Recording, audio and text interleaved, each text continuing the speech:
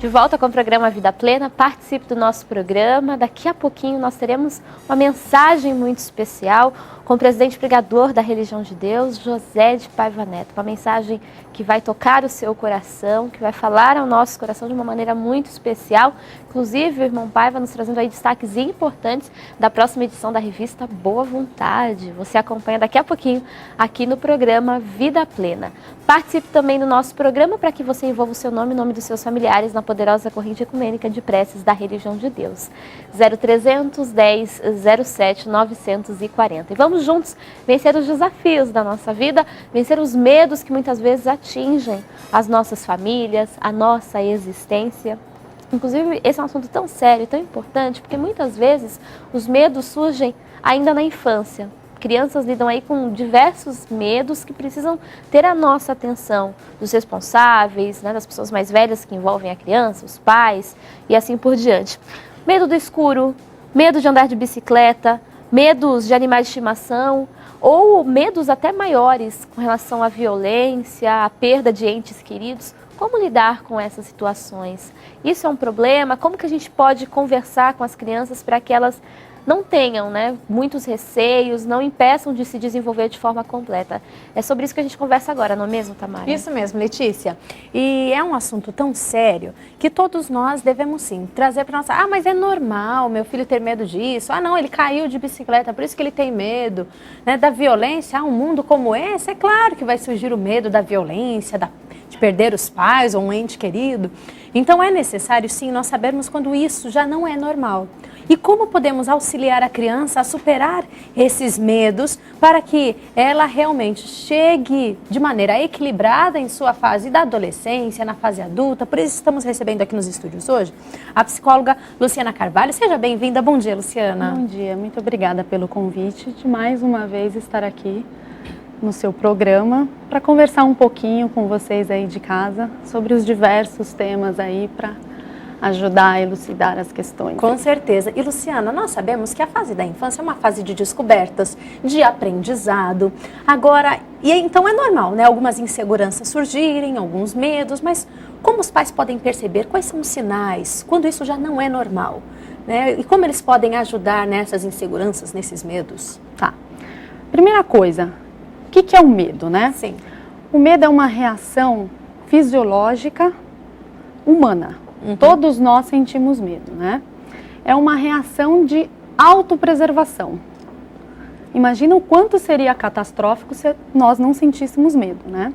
O medo, ele previne de situações que colocaria a nossa vida em risco, né?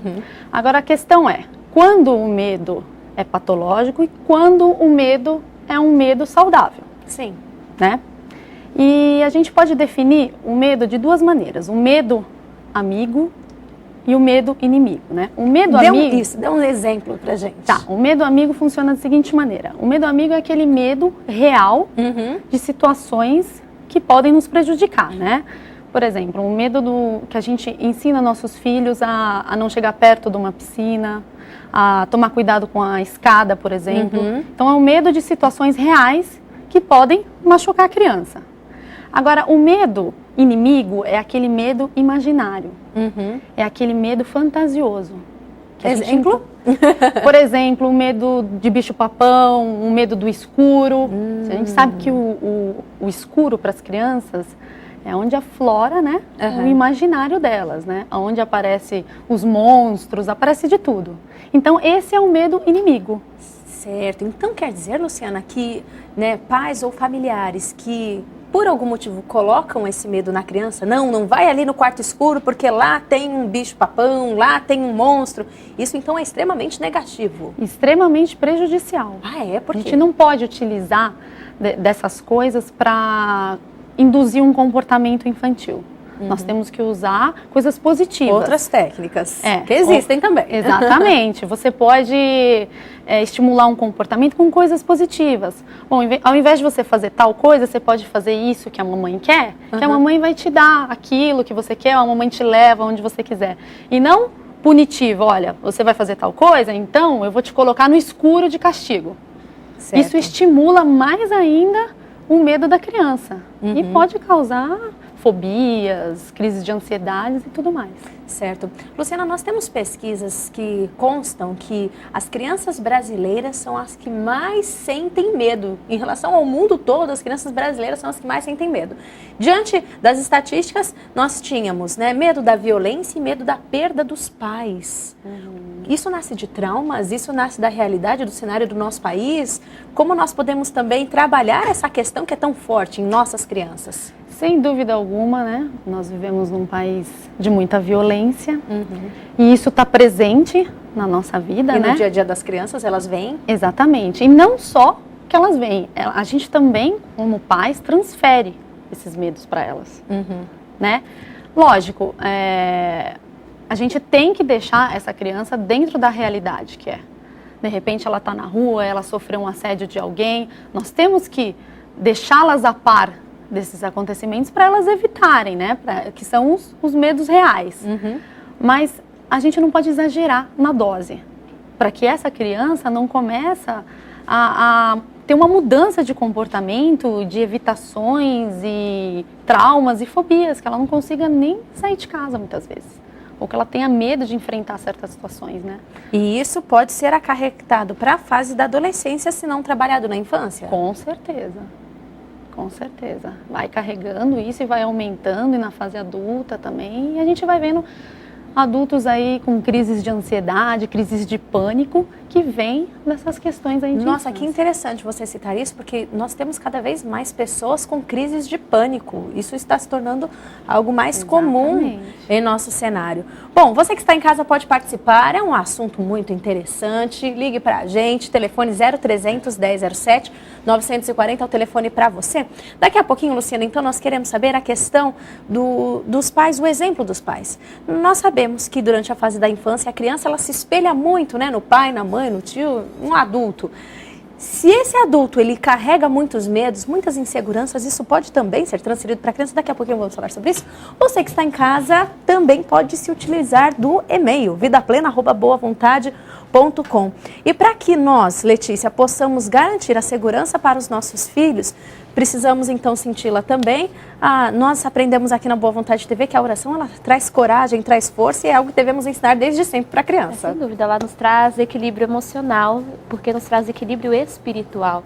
Se a gente não estiver bem conosco, né? E aí você não falava pra gente, por exemplo, da questão de que muitas vezes os pais transferem os seus medos, as suas angústias para as crianças e tudo isso é fortalecido nelas. Então, se a gente não estiver muito bem resolvido nessas questões, a gente pode trazer aí grandes prejuízos que se arrastam por anos, muitas vezes. Importância de mantermos, então, o nosso lar cheio de harmonia, de paz, de tranquilidade, falarmos, sim, dos assuntos que envolvem a atualidade, mas falarmos de forma a não assustar, não aterrorizar. Inclusive, porque a Tamara destacava essa pesquisa, e eu me recordo também que, por exemplo, diziam que muitas crianças tinham medo de situações praticamente impossíveis, né? De grandes guerras, de situações que não são enfrentadas pelo nosso país. Então, será que a gente também não está permitindo que as informações cheguem de maneira equivocada às crianças que estão ali na nossa família, aos filhos, né? Porque muitas vezes são filmes, são jogos de videogame, são situações em que as crianças vão assimilando aquilo, vão tornando aquilo mais real do que realmente é.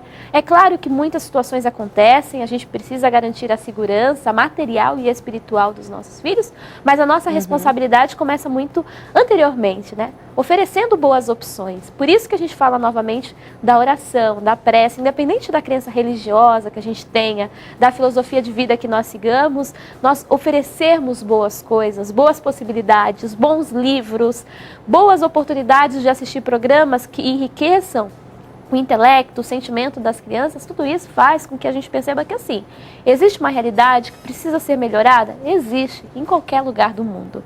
Mas existe também muita coisa boa acontecendo e, principalmente, que nós somos parte dessa mudança positiva. Porque senão são crianças que têm medo, que se tornarão adultos que não vão conseguir nem participar ativamente de uma mudança de realidade. É verdade. Então, a gente precisa trazer essa transformação para melhor já desde a infância. Com certeza, Letícia. Isso me faz pensar também sobre esse ambiente familiar. Luciana, o ambiente familiar, um ambiente quando é um ambiente de violência, quando os pais sempre brigam na frente da criança, discutem, né, entre outras situações, né, que são complicadas, até da violência dentro de casa, que infelizmente é uma realidade no nosso país, pode acarretar certos medos para a criança, um ambiente familiar turbulento? Sem dúvida alguma. A gente sabe que é comum, né, encontrarmos pais que humilham, né, que agridem a criança fisicamente, psicologicamente, e isso só acarreta trauma, né, nessa criança, né? Ela, se dentro da própria casa ela encontra violência, o que ela acha que ela vai encontrar fora? É verdade, muito pior, né? Então isso gera situações de muita ansiedade. E segurança também. Às Sem vezes, dúvida. né, a gente... meu filho está tendo muitos problemas na escola, né, ele tem muitos medos, ele é muito tímido. Pode ser. Muitas vezes pode ser uma reação do que ele traz já de dentro de casa. Precisamos ficar atentos. Temos aqui, sendo uma pergunta de uma telespectadora, a Yane Christian Santos Maia. Tudo bem, Yane? Bom dia, muito obrigada pela sua manifestação. Mora no Rio de Janeiro e ela pergunta o seguinte: ela quer saber sobre uma pessoa que tem síndrome do pânico. Como ela pode fazer para vencer esse desafio, até de sair de casa sozinha sem ter nenhuma crise? Bom, a pessoa que é diagnosticada com síndrome do pânico, ela tem que procurar ajuda psicológica. Sim. Primeiro item. Ela tem que fazer terapia, né? Procurar um psiquiatra muitas vezes, quando precisa de uma assistência medicamentosa, né? Sim. E com isso, juntos, eles vão elaborando essas questões que geram esse medo, né? Nessa pessoa e criando estratégias para controlar essa ansiedade diante dessas situações. Então, caminha junto psicólogo e paciente. Certo. É que muitas pessoas querem, né, vencer sozinhas, né, esse problema da síndrome do pânico, mas é muito natural nós procurarmos ajuda e é importantíssimo que essa ajuda ela exista, porque hoje existem muitos recursos, né, para auxiliar, sim, pessoas que têm esse problema da síndrome do pânico. E estamos envolvendo seu nome no Momento Ecumênico de Orações. Muito obrigada pela sua audiência, né, todos os seus pedidos, os seus entes queridos que você coloca aqui. Estamos pedindo por todos também. Muito obrigada pela sua audiência e continue com a gente. Bom, Luciana, nós falávamos também da questão dos exemplos. Os exemplos de pais que carregam muitas inseguranças em sua vida, ansiedade, isso pode ser acarretado para o filho por conta, né, do filho sempre se colocar ali no lugar do pai, imaginar que quer ser como ele. Isso pode ser transferido para a criança? Bom, as crianças elas se identificam com os pais, né? Então imagina uma situação como seria difícil uma mãe que tem um medo, por exemplo, de um cachorro, não transferir isso para o filho, no próprio dia a dia. Então as crianças ficam identificadas. É muito comum isso. Agora vai dos pais prestarem atenção a esses excessos. Certo. E eles mesmos tentarem controlar esses medos para que não se cedam nos filhos, né? E que os filhos possam se desenvolver naturalmente, normalmente, sem agregar mais essas questões, né? Quando é o momento de procurar um especialista? Como funciona o tratamento de uma criança que já tem um medo exacerbado? Explique pra gente. Tá. Momento de procurar um especialista é quando essa criança está sofrendo uma alteração comportamental. Então, situações onde a criança vai enfrentar, que ela tem medo, por exemplo, de ir ao médico.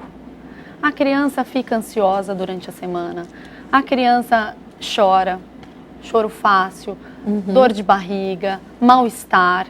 Então, são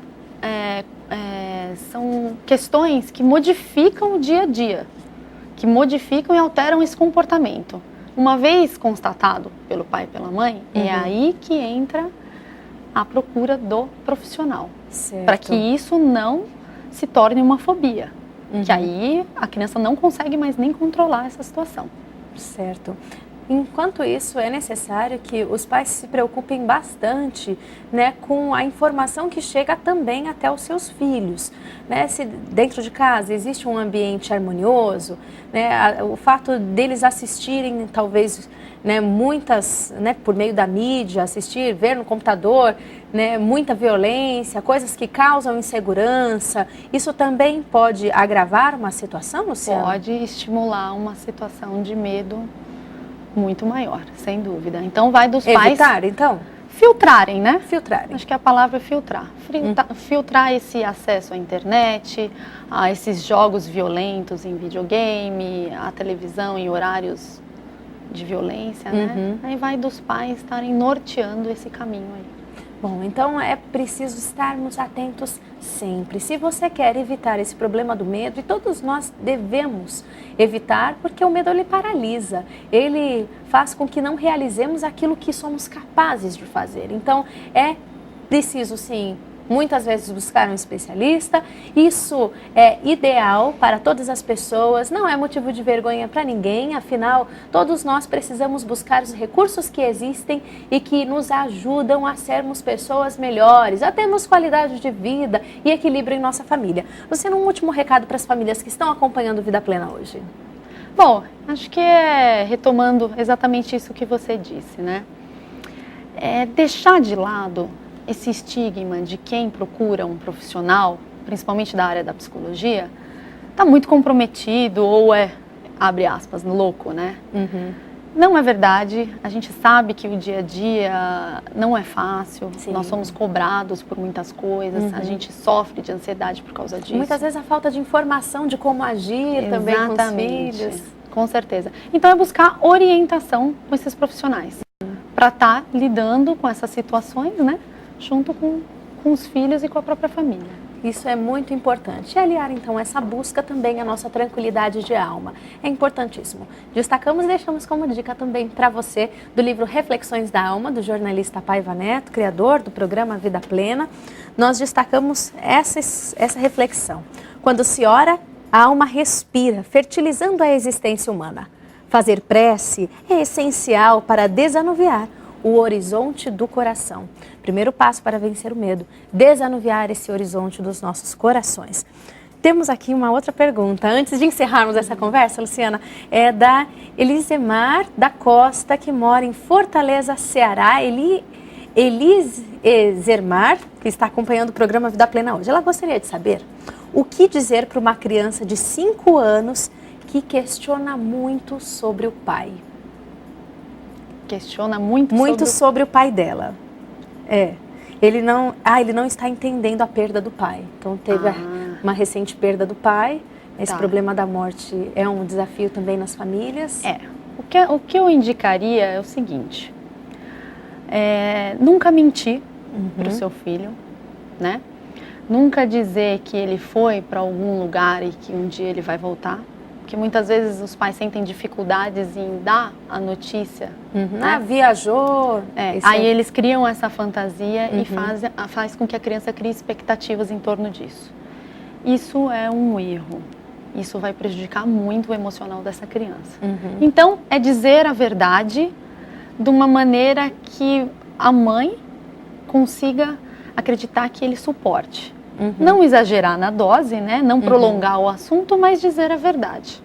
Sempre. Eu acho que essa é a base. É verdade. E Elisemar, também deixamos como dica, sempre para você, a Boa Vontade TV sempre traz essa bagagem importante de conhecimento que também deve ser transmitido para as crianças. Acreditamos e temos esse conceito fortemente trabalhado aqui na Boa Vontade TV, que os mortos não morrem, que a vida continua. Então é importante sim que esse conforto também chegue ao coração dessa criança, do seu filho, porque todos nós podemos sim, cada vez mais, estamos ligados por meio do amor, continuar fazendo a nossa oração, nos ligando a esses entes tão amados por meio da prece, por meio da nossa crença, e é por isso que nós sempre convidamos você para estar nessa sintonia da Boa Vontade TV. Luciana, muito obrigada pela presença aqui no programa Vida Plena. Volte outras vezes com esses assuntos tão importantes. Obrigada pelo convite. Bom, nós vamos para o intervalo agora, lembrando sempre que você que está em casa pode envolver o seu nome na Sagrada Corrente Ecumênica de Orações. Nesse momento de preces, nós envolvemos pessoas que convivem com a gente, que estão na Terra, mas pessoas que passaram muitas vezes para o chamado outro lado da vida, plano espiritual, e é por isso que nós deixamos esse espaço para a homenagem também desses espíritos eternos. 0300 1007 940. Já voltamos depois do intervalo. Fique com a gente.